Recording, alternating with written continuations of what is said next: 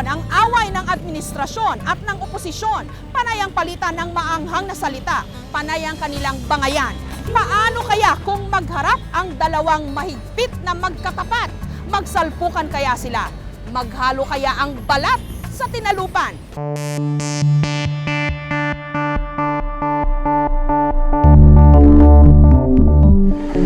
Kung dating lang din ang pag-uusapan, hindi pa huhuli si Congressman Francis Joseph Cheese Escudero.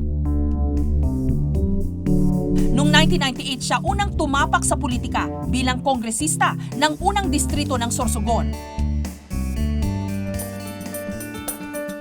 Minana niya mula sa kanyang ama ang kanyang pagkahilig sa politika. Tulad ng kanyang ama, mahusay rin kung bumoka. Lahat po ng skandalo na kinaimbomba ni Pangulong Arroyo, ilalagay po namin sa pelikula ang pamagat, Parang Hype or 1-1. Maging sa law school pa lang, napansin na ito ng kanyang mga propesor. Lagi siyang pinagsasabihan ng teacher namin, Mr. Escudero, you better slow down. The stenographer in court will not be able to take down notes. So, alam mo na dahil mabilis magsalita yung tao, mabilis din mag-isip. One thing na napapansin sa'yo, ang galing mong magsalita. Siguro nakuha ko lang sa TV, sa mga pinapanood na pelikulang Pilipino o pelikulang Ingles. Yung uri ng salitang ginagamit, hindi naman yung balarilang Tagalog, yung halos ordinaryong paggamit lang ng salita, na ang mahalaga ay naiintindihan at nasasakyan ng ating mga kababayang nakikinig. Higit na nakilala si Cheese nung siya ang naging tagapagsalita ni FPJ noong 2004 presidential elections. Siya ang nagbigay ng mukha at boses sa tahimik na si The King. So, sinong dream president mo? Sino yung presidente na nasa isip mo na dapat magkaroon tayo? Pumanaw siya, Jessica, at sinuportahan ko siya si FPJ, yung ninong ko si FPJ. Bakit? Siguro tatanungin mo, bakit? Dahil sa isang simpleng rason, ayaw niyang maging presidente. Masisisi mo ba ang tao gayong pag nakikita kanila sa TV, ang lagi mong linya ay yung linya ng oposisyon? Siguro mas hindi ako matatanggap na ating mga kababayan kung ako'y bumaliktad at biglang ibang kanta ang kantahin. Hanggang sa huli, hanggang katapusan, iisa lang raw ang kanyang pinaniniwalaan at handa niya itong ipaglaban sa loob man ng Kongreso o sa kalye. Hindi rin siya nakakaligtas sa mga puna. Masyado raw siyang malumanay at mahinahon. Sanay raw kasi ang publiko sa mga maiingay at nanggigigil na politiko. Ang advice ko kay Cheese, kailangan hahaluan niya yung kanyang pananalita ng medyo maaanghang din at medyo malaman ng mga salita. He's smiling. Pero para sa iba, ito nga raw ang kanyang panlaban. At sa mga functions na kanyang dinadaluhan ngayon, tila artista kung siya'y dumugin at pagkaguluhan. I think you get a lot of invitations ngayon mula sa mga college students, mga kabataan, and a lot of them, especially the girls, tinitilian ka. I don't know about that. In fact, I feel uncomfortable about that. I'm not used to it. Maliban doon, hanggang ngayon hindi pa ako nasasanay doon sa kakaibang buhay ika nga ng politiko o ng politika. When they see you, they don't really know siguro kung sino itong Cheese Escudero na ito. Simple siguro, ma-describe simple, ordinaryo, mababawang kaligayahan, at madaling maaliw sa mga simpleng bagay. At madalas naglalaro lang ng text twist o ng Game Boy kapag ka walang ginagawa. Pang empty ng mind. Yep, pampatulog sa gabi. Ano masasabi mo doon na nagkakatapat kayo ni Mike Defensor? Karangalan para sa akin dahil una, mas matanda siya sa akin. Pangalawa, nauna siya sa akin sa politika, di hamak. Ang hindi alam ng marami, ang dalawang magkatunggali sa politika na madalas nagpapalitan ng salita sa telebisyon, magkaibigan, simulat sa pulpa.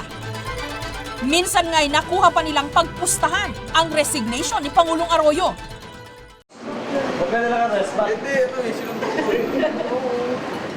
Pinagtagpo namin ang dalawa, pansamantalang isinantabi ang magkasalungat nilang paniniwala.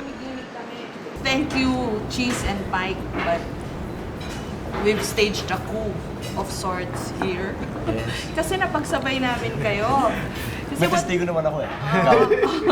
what viewers don't know, magkaibigan kayo or nag-usap Ever o since. nagkikita. High school. Pero bakit nga ba pag pinagsasabong kayo namin sa media, the two of you, you don't play into it. Hindi kayo nagsasabong. Siguro, una, respetado namin ang isa't isa. Hindi man kami magkasangayon sa posisyon, respetado ko yung posisyon niya, respetado din ni Mike yung posisyon ko. Alam mo naman yung salitang pwede eh. Alam mo yung salitang issue lang, yung pinag-uusapan lang. Eh, di ba nung eleksyon, ang init nung laban? Kay FPJ ka, kay GMA ka.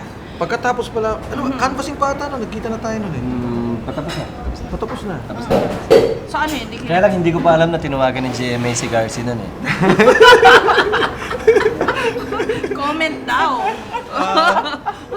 Hindi nagkakausap naman. Nagkakausap kami. Actually, nung isa sa mga usapan namin, yung sinasabi ni Cheese, bakit hindi nyo pinagbigyan, buksan lang yung isang lugar? Sabi ko, Cheese, wala naman problema sa akin yun eh. Openly naman, sumuha ko naman sa iyo dun eh. So do you think, Cheese, posible pang magkaroon ng national reconciliation considering na yung mga bagong politiko katulad nyo, yung mga batang politiko, nagkakasundo maski po paano? Walang may ayaw niyan. Actually, you're looking forward na balang araw magkakasama kayo? Pag pumayag si Mike, tumakbong vice. Palagay ko pagka nag-parliament na, may Prime Minister Escudero na tayo. Ganon. Deputy pala, hindi mo na vice na. Do you think itong bansa natin may pag-asa pang mabago with young and upcoming politicians like yourselves? Ako naniniwala. Naniniwala ako. Dahil at least yung mga kabataan sa ngayon sa nakikita ko, yung mga nagsasalita, yung mga lumalabas na bagong liderato, nagsasawa na dun sa mga away na nakaraan eh. Pero din siguro, Jessica, naniniwala ako malalampasan natin to. Hindi ko nga lang masabi kung sino ang ika nga magwawagi, quote-unquote, sa isyong ito. Pero malalampasan natin ito bilang isang bansa. Ma'am, ano masasabi nyo nagsama sila? Parang gwapo. Ay, nasundo ko pala, nasa TV, magkaaway. Okay na okay sila. Nagpaplastikan lang. Matanda ko sa akin nung high school, mag-batch. Ano magkakagulo na kayo? Sila mo eh. Para matahimik na ang Pilipinas. Sa kasalukuyang krisis na nangyayari sa ating lipunan ngayon, nakakatuwa ang mga eksenang tulad nito. Sila nga raw ang mga bagong sipol na politiko. Madalas man magbangayan sa politika. Pero pagkatapos ng sabong, tapos na rin ang init ng laban.